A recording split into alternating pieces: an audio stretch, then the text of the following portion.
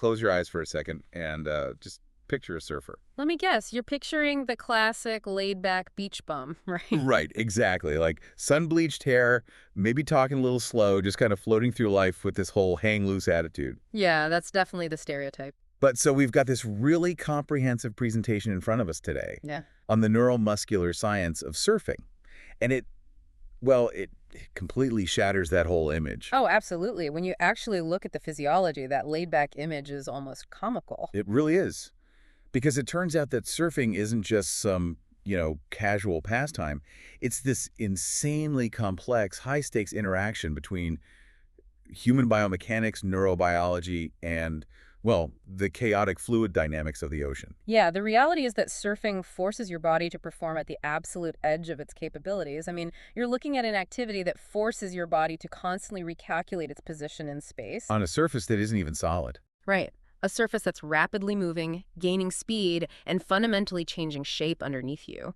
It effectively forces your brain to reboot your body schema, which is your internal map of where your limbs are in space. Wow. And it completely rewires your neurological approach to survival and really to achieving flow.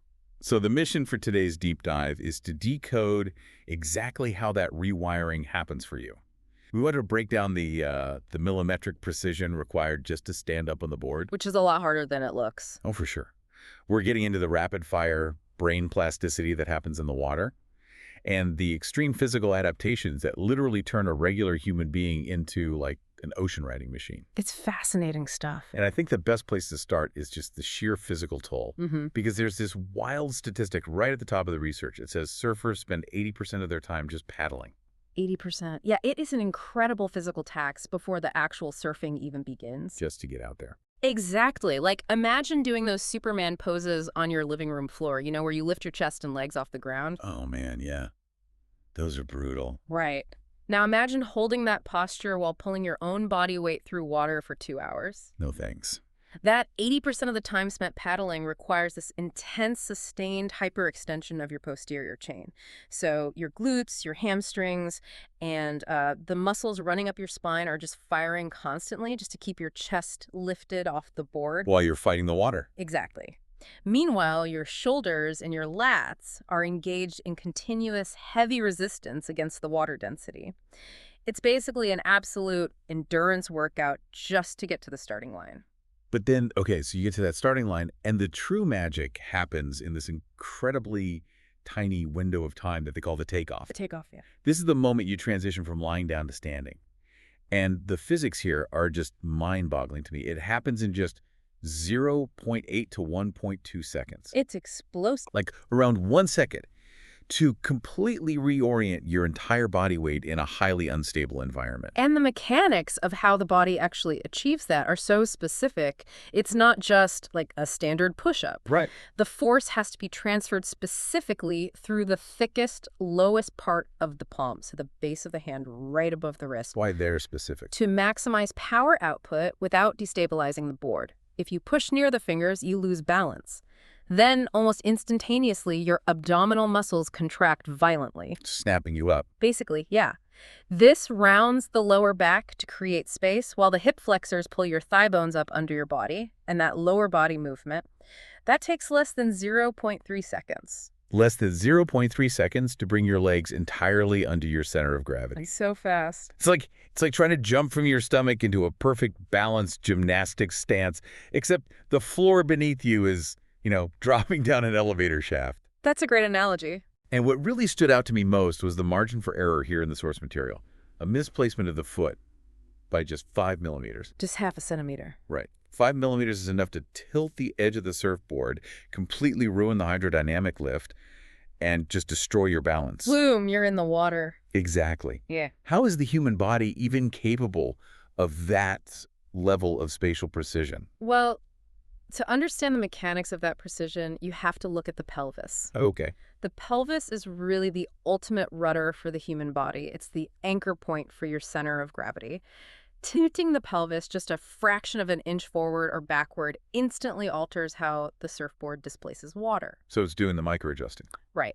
The muscles in your core that just executed that explosive 0.3-second sprint to pull your legs up, now they have to instantly freeze and act as dynamic shock absorbers. Wow, from sprinting to freezing in under a second. Yeah, they have to manage the tension between your upper torso and your legs, completely isolating the upper body so that any wave turbulence doesn't throw off your head and shoulders. Okay, so the pelvis acts as the rudder to adjust the balance, but that still leaves the question of, like, how the body even registers a 5 mm mistake in the first place. Because you have to feel it to correct it. Exactly. Your brain has to know exactly what's happening under your feet to tell your pelvis to adjust. It does. And it uses the soles of your feet as these tactile microprocessors. Microprocessors, I love that term. It's really accurate. The bottoms of your feet have an exceptionally high density of specialized sensory receptors, and these specific receptors are built to detect microvibrations. So they're feeling the water through the board. Right. As the surfboard glides, the water isn't just wet, it's vibrating. The receptors in your feet are constantly pinging your brain, deciphering the frequency of those vibrations to tell it whether the water surface below the fiberglass is perfectly smooth, slightly choppy, or violently turbulent. So your foot is basically reading the water like a needle on a record player. Oh, that's a perfect way to visualize it. And based on that read, the foot physically changes. It rigidifies. It essentially turns into a surgical lever. Really? Yeah, your big toe literally steers the inside edge of the board by applying downward pressure while the outer edge of your foot acts as a brake. That is wild. And your arch plays a huge role, too. The thick band of tissue running under your foot, the plantar fascia, acts like a loaded spring. Okay. So when a surfer leans hard into a turn at the bottom of a wave, pulling heavy G-forces, that tissue stretches out. It stores the kinetic energy of the turn and then physically snaps back as they exit, actively projecting the board upward. I have to pause you there, though, because there's a very obvious variable we're kind of ignoring here. Okay, what's that? If the feet are these vital, ultra-sensitive microprocessors reading water vibrations, what happens to a surfer in Northern California or Iceland? Yeah, the cold water. Right. If they're in freezing water and their feet go totally numb, how do they not just immediately fall off? Yeah. Because they can't feel the vibrations anymore, right? It's a fascinating problem. Because you're right, the physiology fundamentally changes in the cold. When you introduce extreme cold, the electrical signals in your nerves literally slow down. Like they just lag. Literally. Yeah. For every single degree Celsius your body temperature drops, nerve conduction velocity decreases by up to 2 meters per second. Oh, wow. Yeah. Once the water temperature drops below 10 degrees Celsius, those vital pressure receptors in the soles of the feet simply fail. They stop sending clear data to the brain.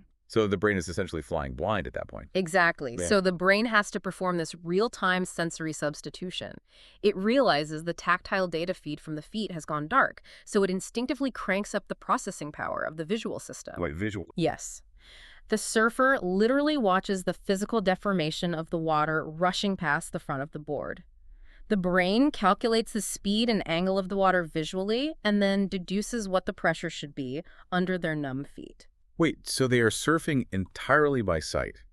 Their brain is doing advanced calculus on the fly to guess where their feet are. Yes. It's a profound neurological adaptation. That is unbelievable. And the wild part is that all of this is built on top of a baseline reflexive system that operates completely outside of conscious thought. Like an autopilot. Exactly. Yeah. Think about when you miss a step going down the stairs or you trip on a curb. Your body catches your weight before your conscious brain even registers that you tripped. Right. Your stomach drops, but your foot is already out. Exactly. That's a reflex arc in the spinal cord. In surfing, basic balance corrections happen in under 50 milliseconds via those exact spinal reflexes. The body corrects that 5 millimeter imbalance before the surfer is even aware they were falling. 50 milliseconds. That is the speed of human survival right there. It really is. And since we're talking about survival, the leap from the physical body to the chemical brain here is fascinating in the sources. Nah. Because relying entirely on 50 millisecond survival reflexes fundamentally alters your mental state. Right, you can't be thinking about your grocery list. Exactly. You are transitioning from everyday stress into pure flow. Because the sport is so fast and the potential for getting seriously hurt is so real, It forces your brain into a state of total, absolute presence. Which is incredibly rare in modern life. Oh, totally. The prefrontal cortex, which is the part of your brain responsible for complex planning, overthinking, worrying about your emails, or stressing over a mortgage, it's forced to shut down. It just goes offline. Yeah, you literally do not have the neurological bandwidth to ruminate. You are forced into a state of active meditation. Active meditation. Yeah. And it's built on this incredibly potent psychological hook. There's a brilliant comparison in the research that likens sitting in the ocean to sitting at a casino slot machine. It's so true. From a behavioral psychology standpoint, the mechanism is identical. Both environments rely on what's called intermittent reinforcement.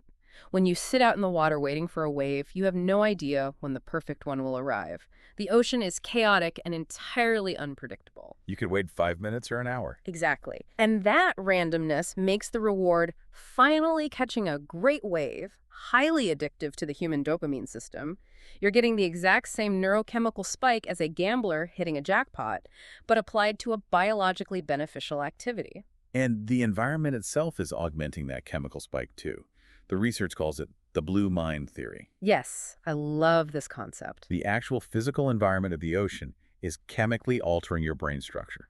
The rhythmic sound of the crashing waves acts as a natural white noise, which masks chaotic environmental sounds and signals safety to the brain, which actively lowers cortisol, our primary stress hormone. And the chemistry goes even deeper than just the sound. The sheer mechanical force of ocean waves crashing breaks apart water molecules, which releases negative ions into the air. Right, negative ions. Yeah, and when we breathe in those negative ions, they promote oxygen flow to the brain, which balances serotonin levels, directly impacting your mood and stress levels. Stuff nature's therapy. It really is. Yeah. Even just the visual intake of the vast open blue water signals a lack of immediate hidden threats to our primal brain, calming the parasympathetic nervous system. It's just a massive, natural neurochemical regulator. And that's before we even talk about the secondary biological upgrades mentioned in the text. Because surfing relies heavily on wind and weather, surfers are usually out at dawn or dusk. Mostly, yeah. Early morning or late evening. And exposing your eyes to that specific low-angle natural light is the most efficient way to regulate your body's circadian rhythms, which optimizes your melatonin production for deep sleep. Yep. And then on top of that, there's the cold water itself. Even in relatively warm oceans, your body is constantly fighting heat loss. And this triggers the activation of brown fat. Right, which is a specialized type of fat that burns energy to generate heat, rather than just storing energy like white fat does. Activating it boosts your baseline metabolism and strengthens your immune system. So good for you. But the most immediate effect of that cold water immersion is a massive spike in noradrenaline. A 300% spike. It's insane. That is clinical level chemistry right there. Your body is dumping this monumental release of a natural antidepressant and focus enhancer into your bloodstream just from hitting the water. It's an incredible cocktail of chemistry and biomechanics. But, it's important to remember that everything we've discussed so far really applies to an average surfer on an average day. Right, the baseline. Yeah. Yeah. When you scale these mechanics up to the absolute extreme end of the spectrum, like surfing 30-meter giant waves, the physics and the biology change completely. 30 meters. I mean, for context for you listening, that is a 10-story building of moving, crushing water. It's hard to even fathom. Before we even talk about riding one of those, Yeah. how does a 10-story wave even form in the ocean? Well, it requires a really rare alignment of meteorology and geography. The energy starts with these massive, violent storms, thousands of kilometers out at sea, generating long-period swells. Okay. But to compress that energy into a 30-meter peak, you need highly specific bathymetry. Bathymetry, Yeah. which is the underwater topography of the ocean floor, right? Exactly. The clearest example is Nazaré in Portugal, which is famous for these monsters. Nazaré features a 5-kilometer deep underwater canyon pointing directly at the shoreline. Wow. And that deep canyon creates what the source calls a lens effect, like a magnifying glass for ocean energy. That's exactly it. Think of it like taking a wide, slow-moving river and suddenly forcing it through a narrow, deep concrete gorge. It just accelerates. Right. As the wide ocean swell approaches the coast, the outer edges of the wave hit the shallow continental shelf and are slowed down by the friction of the seafloor. But the center of the wave, traveling over that deep canyon, doesn't hit the bottom, so it maintains its maximum speed. Oh, I see. This massive difference in speed folds the wave inward on itself. It funnels all of that kinetic energy toward a single convergence point. physically multiplying the wave's height right before it hits the shore. And when a human being tries to insert themselves into that convergence of energy, the physics get absolutely terrifying. Terrifying is the right word. At the speeds these big wave surfers are traveling, which Yeah. is often 70 to 80 kilometers per hour, water completely stops behaving like a liquid. Fluid dynamics basically break down. Right, the surface tension changes. The water becomes a surface of percussion. Yeah. Hitting the water at 80 kilometers an hour is like riding a piece of fiberglass over uneven concrete. The compressive forces pushing up through the surfer's legs are just colossal. And at that speed, that 5 millimeter margin of error we talked about earlier, it basically vanishes. It's gone. A mere 3-degree error in how your ankle is angled will cause the surfboard's fins to completely lose their hydrodynamic grip. A 3-degree error. Yeah. And at 80 kilometers an hour on a 10-story wave, a 3-degree error means a fatal wipeout. Which forces us to look at what actually happens to the human body when that 3-degree error occurs, and hundreds of tons of moving water crash down on top of you. It's intense. The neurology of survival kicks in instantly. The brain's amygdala, sensing immediate mortal danger, triggers a massive dump of adrenaline. Fight or flight. Exactly. Peripheral blood vessels in your arms and legs constrict tightly to keep oxygenated blood in your core and your brain. Your pupils dilate to gather maximum light in the dark water, and your brain starts processing visual and sensory information at a significantly higher frame rate. Which causes tachypsyche. Yes. The literal sensation of time slowing down. It's like your brain switching from a standard camera to a slow-motion camera. Because you're recording so much more data per second, when you actually experience it, time feels like it's crawling. Right. Which sounds deeply horrifying when you trapped underwater being crushed. It is psychologically grueling. And while the brain is hyper-accelerating to process the threat, the physical body is forced to do the exact opposite. Yeah. The moment freezing water hits the nerve receptors on your face, the body initiates the mammalian dive reflex. Oh, I've heard of this. Yeah, it causes extreme bradycardia, which is a rapid, involuntary slowing of the heart rate. It's a primal evolutionary mechanism designed to conserve whatever oxygen is left in your blood. So your heart just pumps the brakes. Hard. But the most dangerous element of a massive wipeout isn't just the lack of oxygen, it's the total sensory deprivation. Because you're inside what is effectively an industrial washing machine. Precisely.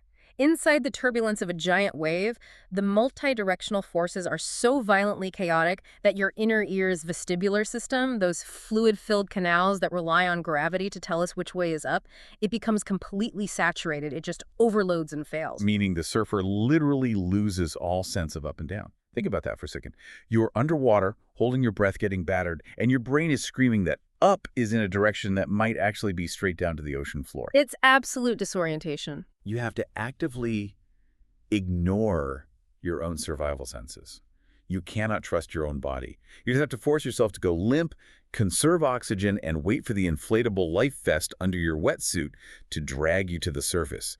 It requires a staggering, almost superhuman level of psychological control. It does. It really does. But surviving the extremes of the ocean, even on normal waves, comes with a heavy physical toll. The body is adaptable, sure, but it isn't invincible. No. The long-term pathologies of the sport are significant, and they're largely driven by the biomechanics we discussed at the start. Right. Let's look at the cost of the ride here. We established earlier that surfers spend 80% of their time paddling. Yeah, that huge endurance tag. Right. In a standard 2-hour session, that translates to somewhere between 8,000 and 12,000 individual paddle strokes. 12,000. You know how your shoulders and neck ache just from, like, poor desk posture? Oh, yeah, constantly. Imagine rotating your shoulders against the heavy resistance of water 12,000 times. It leads to severe overuse injuries. Unsurprisingly. Nearly 71% of surfers suffer from shoulder dyskinesia, which is this structural imbalance in the muscles stabilizing the shoulder blade, causing painful impingements every single time they raise their arm. And the lower spine takes an equally brutal beating. I mean, the human spine is simply not designed to be bent backward for hours on end. Not at all. That paddling posture forces the lumbar spine from its natural 30-degree curve into a harsh 50 or 60-degree hyperextension. Ouch. Yeah, this violently compresses the lower spinal discs, constantly grinding them together. Chronic, debilitating lower back pain is essentially a given for long-term surfers. And those are just the musculoskeletal injuries.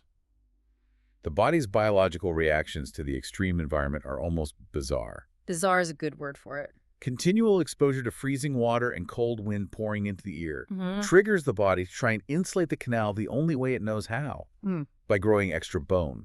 Yeah. The bone actually physically grows inward to seal off the ear canal, a condition called exostosis or surfer's ear. And we see a really similar protective mechanism in the eyes, too. Really? Yeah, the constant, unprotected barrage of UV radiation bouncing off the water, combined with harsh wind and salt, causes surfer's eye, or a pterygium. What exactly is that? It's where a fleshy growth of conjunctival tissue actually creeps across the surface of the eye to shield it from the elements. Oh, wow. That sounds awful. Yeah, the human body is remarkably resilient, but its structural solutions are not always pretty. Definitely not. Yeah. But the most alarming medical condition we found in the research, and this is vital if you've ever thought about taking a surf lesson on vacation, is something that specifically targets beginners. Yeah. It's called surfer's myelopathy. It is a rare but devastating condition. When a novice surfer whose body hasn't spent years adapting to the sport spends an extended period lying on the board in that hyperextended, arched back position, they can actually pinch a major blood vessel. Just from lying there. It's from the posture. Specifically, they compress the artery of Adamkiewicz, which supplies blood to the lower spinal cord. It's like kinking a garden hose. Oh, no. That compression cuts off the blood supply, leading to spinal cord ischemia. The tragic result is sudden, non-traumatic paralysis of the lower limbs, simply from lying in the wrong posture for too long. It is a terrifying reminder that just positioning your body on a surfboard carries inherent neurological risks. Yeah.